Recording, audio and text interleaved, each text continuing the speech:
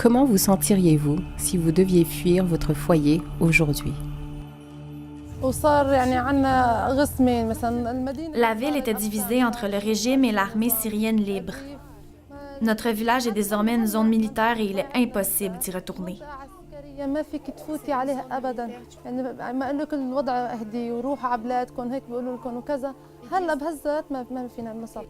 Avant, quand vous alliez en Syrie, vous pouviez sentir qu'elle avait un cœur, que c'était un pays.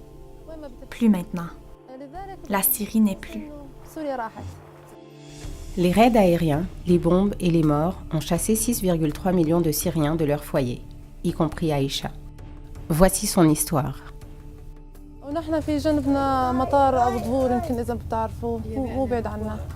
L'aéroport à côté de chez nous a été bombardé et tout est devenu très cher. C'était difficile d'arriver jusqu'à la frontière. Fouilles, barrages, bombardements sur notre chemin.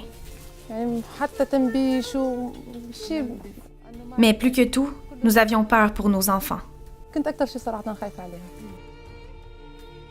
Sa mère a été kidnappée en route.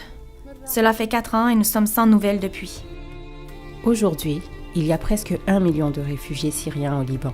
C'est le pays comptant le plus grand nombre de réfugiés syriens par habitant. Ma vie d'aujourd'hui est différente de ma vie d'avant. Avant, j'étais en sécurité dans ma maison, dans mon pays. Maintenant, ma vie est précaire. Ma tente risque de brûler.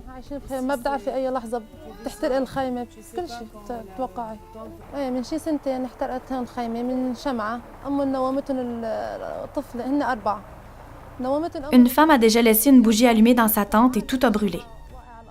2 de ses enfants sont morts et 2 ont été blessés.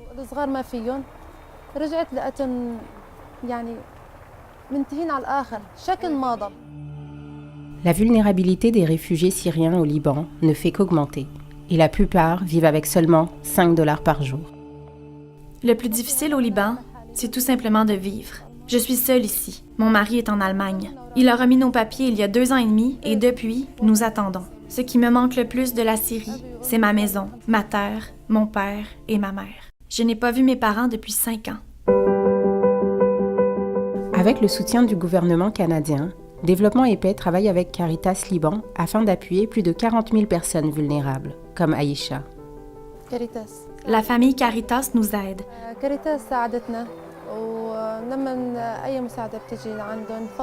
Leurs employés prennent des photos qui montrent la situation dans laquelle nous vivons et apportent de l'aide, des tentes, des matelas, etc.